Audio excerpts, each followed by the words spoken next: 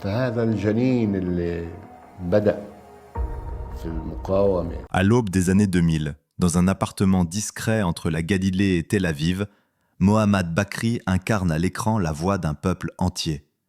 Acteur célébré, réalisateur engagé, il devient un symbole. Mais derrière cette figure publique, une autre histoire se joue, loin des projecteurs. 6 enfants grandissent sous son nom, 6 destins façonnés par la célébrité, la controverse et le silence. Certains choisissent la lumière, d'autres disparaissent volontairement du regard du monde. Alors, que reste-t-il quand l'héritage d'un père célèbre devient un fardeau quotidien ? La notoriété protège-t-elle vraiment les enfants ou les expose-t-elle davantage ? Mais que s'est-il réellement passé avec les 6 enfants de Mohammad Bakri ? Dans les années 1980 et 1990, Mohammad Bakri incarne une réussite rare. Issu d'une minorité arabe palestinienne en Israël, il parvient à s'imposer sur les plus grandes scènes de théâtre, puis dans le cinéma d'auteur international. À Tel Aviv, Haïfa, Jérusalem, son nom circule comme celui d'un acteur capable de tout jouer. Le père, le traître, le poète, le résistant. La presse culturelle parle d'un comédien habité, d'un artiste qui ne joue pas un rôle, mais porte une mémoire collective. Dans les festivals européens, notamment en France, il est présenté comme une voix singulière, à la frontière entre art et engagement. À cette époque, l'image publique est celle d'un homme respecté, cultivé, charismatique. Sur les photographies rares qui filtrent, on aperçoit parfois une famille nombreuse, des enfants encore jeunes, rassemblés autour d'un père attentif. Le récit dominant est celui d'un foyer soudé, baigné par la culture, le théâtre, les discussions tardives. Dans l'imaginaire du public, ces enfants grandissent dans un environnement intellectuel riche, protégé par le prestige de leur père. Rien ne laisse encore présager que cette notoriété deviendra un poids. La maison Bakri est décrite par plusieurs témoignages comme un lieu vivant. On y parle arabe, hébreu, parfois français. Les livres, les scripts, les répétitions font partie du quotidien. Les enfants assistent aux allées et venues d'acteurs, de metteurs en scène, d'intellectuels. Très tôt, ils comprennent que leur père n'est pas un homme ordinaire. Il est reconnu dans la rue, salué après les spectacles, interrogé par des journalistes. Cette admiration extérieure crée une forme de fierté silencieuse, mais aussi une première distance. Mohammad Bakri appartient déjà un peu au monde. Dans ce climat, certains enfants développent une curiosité naturelle pour l'art. Le théâtre et le cinéma ne sont pas des rêves abstraits, ce sont des réalités concrètes, vécues à la maison. Pour d'autres, au contraire, cette exposition permanente suscite un besoin de retrait. Grandir dans l'ombre d'un père célèbre, c'est apprendre très tôt que chaque geste peut être observé, interprété, jugé. Le nom Bakri ouvre des portes, mais il attire aussi les regards insistants. Durant cette période de l'âge d'or, la famille bénéficie encore d'un équilibre fragile. Les controverses politiques existent déjà autour de la figure publique de Mohammad Bakri, mais elles restent contenues dans les cercles militants ou universitaires. Aux yeux du grand public, il demeure avant tout un artiste talentueux. Ces enfants peuvent encore fréquenter l'école sans être constamment ramenés à l'engagement de leur père. La célébrité agit comme un bouclier, donnant l'illusion d'une normalité possible. À l'international, notamment en France, l'aura de Mohammad Bakri se renforce. Il participe à des projets cinématographiques reconnus, fréquente les scènes européennes, rencontre d'autres artistes engagés. Cette reconnaissance extérieure renforce l'idée que la famille Bakri appartient à une élite culturelle. Pour les enfants, cela signifie parfois des voyages, des rencontres, une ouverture sur le monde. Mais cela signifie aussi une identité de plus en plus marquée. Ils ne sont plus seulement des enfants, ils sont les enfants de Bakri. Progressivement, une question silencieuse s'installe au cœur de cette réussite. Comment se construire soi-même quand le nom que l'on porte raconte déjà une histoire lourde de sens ? Certains enfants semblent trouver dans cet héritage une source d'inspiration, un modèle à suivre. D'autres ressentent une pression diffuse, difficile à formuler. Le succès du père trace un chemin brillant, mais étroit. Sortir de ce cadre devient risqué. Y rester demande du courage. À la fin des années 1990, l'image de la famille Bakri reste globalement positive. Rien n'indique encore que l'équilibre va se rompre. Pourtant, sous cette surface harmonieuse, des lignes de fracture commencent à apparaître. Les tensions politiques s'intensifient dans la société. L'art et l'engagement se rapprochent dangereusement. Et ce qui faisait la grandeur de Mohammad Bakri, sa parole libre, son regard critique, s'apprête à déclencher une onde de choc dont ses enfants seront eux aussi les premiers témoins. L'année 2002 marque un point de non-retour. Au cœur de la seconde intifada, Mohammad Bakri réalise et diffuse le film documentaire Jénine, Jénine. L'œuvre donne la parole aux habitants du camp de réfugiés de Jénine après l'offensive militaire israélienne du printemps. Très vite, le film dépasse le cadre artistique. Il devient un objet politique. Les autorités israéliennes l'interdisent. Des associations de soldats intentent des poursuites civiles. Les débats se déplacent des salles de cinéma aux tribunaux, des plateaux culturels aux pages judiciaires. Pour le public, Bakri n'est plus seulement un acteur ou un réalisateur. Il devient une figure clivante. Admiré par certains, accusé par d'autres de propagande et de diffamation. Les médias s'emparent de l'affaire. Les plateaux télévisés s'enchaînent. Chaque prise de parole est disséquée. Chaque silence est interprété. Et pour la première fois, le nom Bakri n'est plus synonyme de prestige artistique, mais de controverse permanente. Ce basculement touche directement la famille.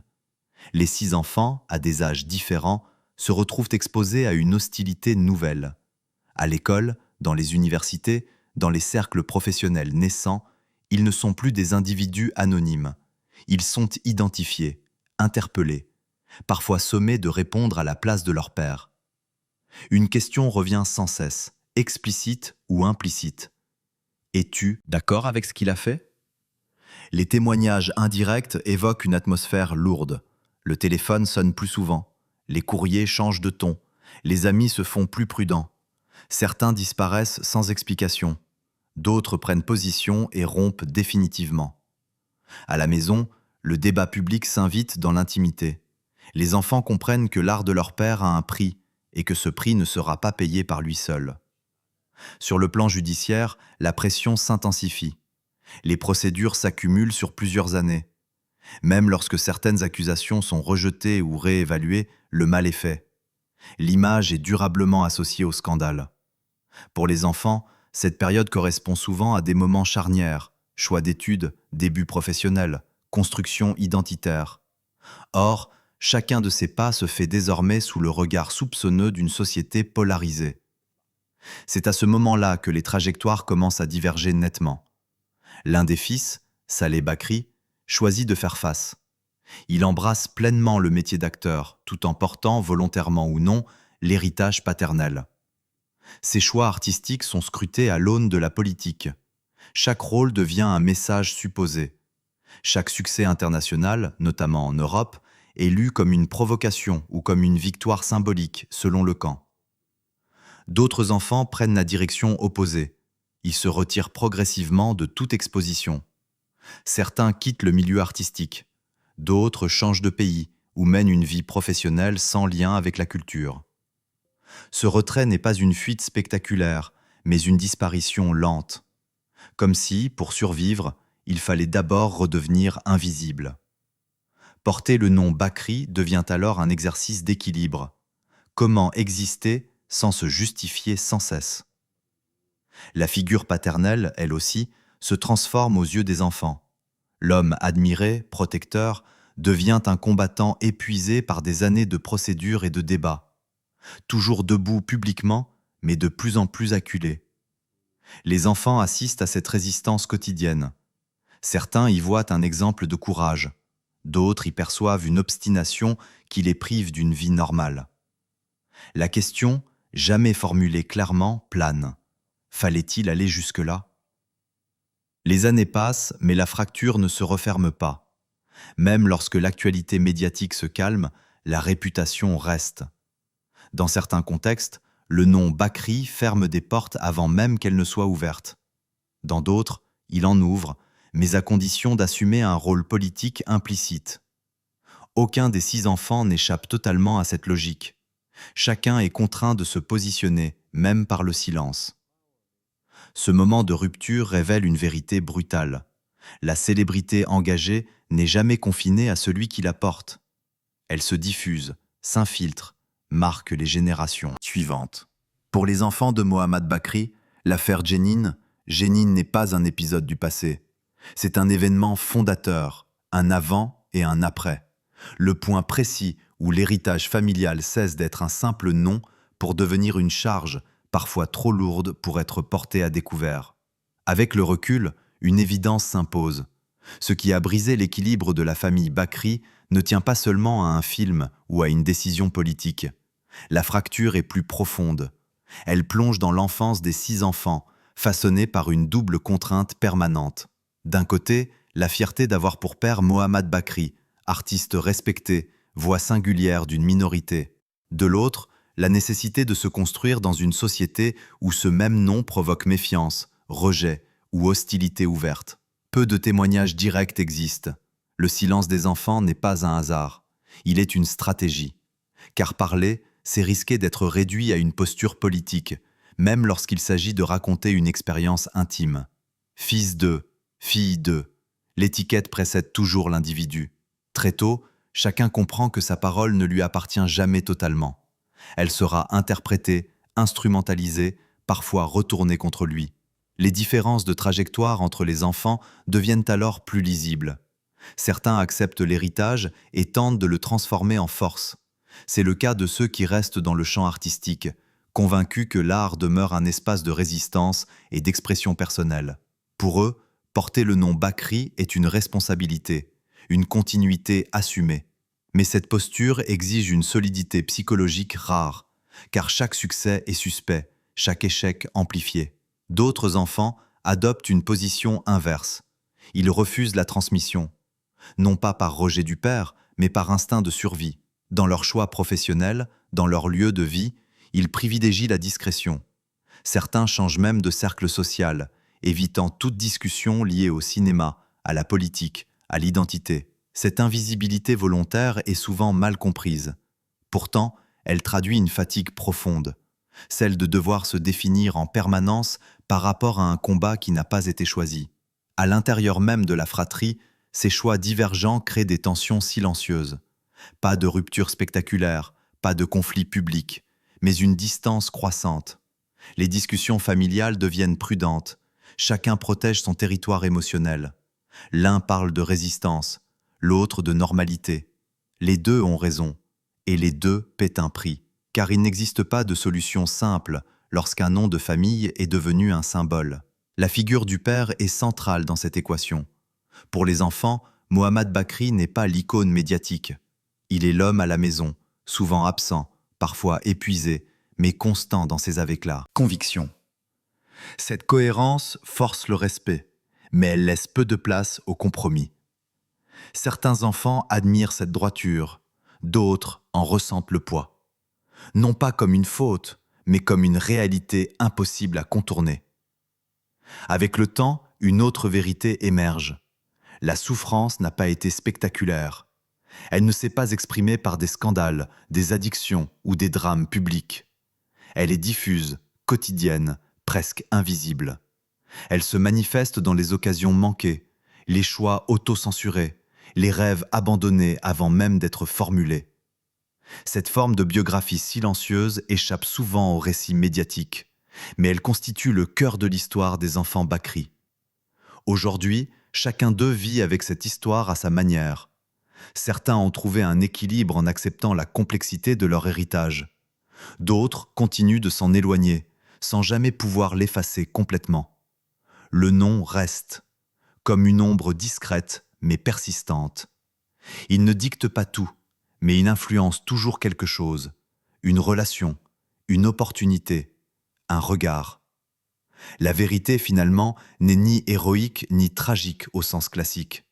Elle est plus dérangeante.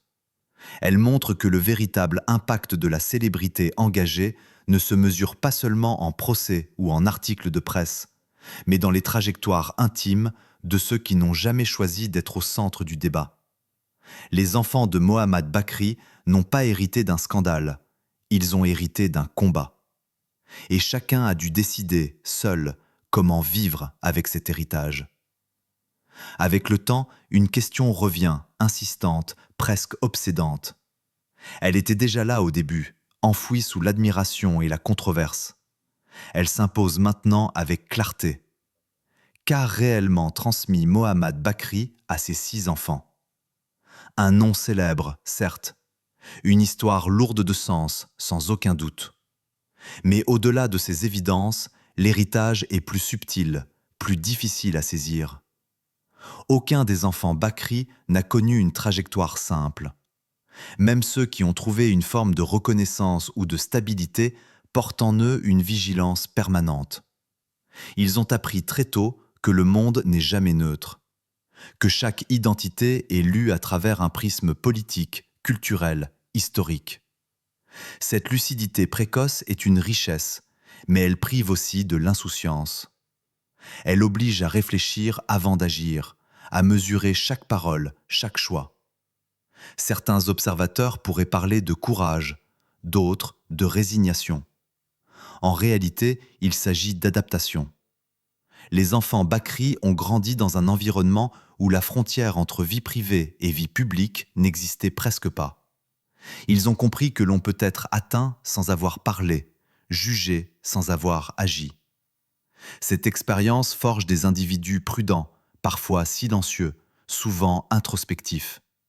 Rien de spectaculaire, mais beaucoup de profondeur. Le contraste entre les trajectoires reste frappant. L'un accepte d'incarner, malgré lui, une continuité artistique et symbolique. D'autres préfèrent une existence discrète, presque anonyme.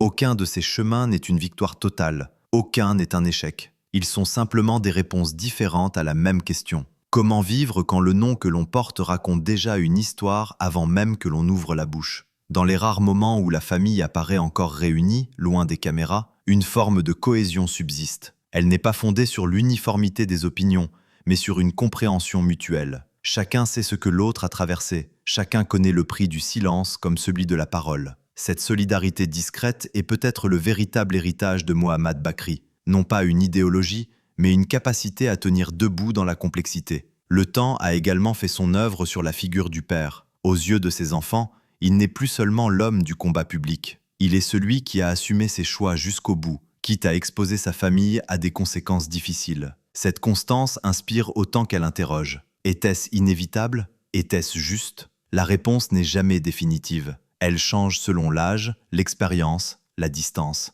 Alors, que s'est-il réellement passé avec les 6 enfants de Mohammad Bakri? Il n'y a pas de révélation choquante, pas de drame spectaculaire à offrir en conclusion. Il y a quelque chose de plus dérangeant. La démonstration que la célébrité engagée ne se termine jamais avec celui qui la porte. Elle se prolonge, silencieusement, dans les vies de ceux qui héritent d'un nom chargé de sens. Peut-être est-ce là la leçon la plus profonde de cette histoire. Porter le nom d'un homme devenu symbole n'est ni une bénédiction absolue, ni une condamnation totale. C'est une épreuve continue, une négociation permanente entre fidélité et liberté. Et pour les enfants de Mohammad Bakri, cette négociation n'est pas un épisode du passé. Elle continue, chaque jour, loin des projecteurs, là où se jouent les véritables destins.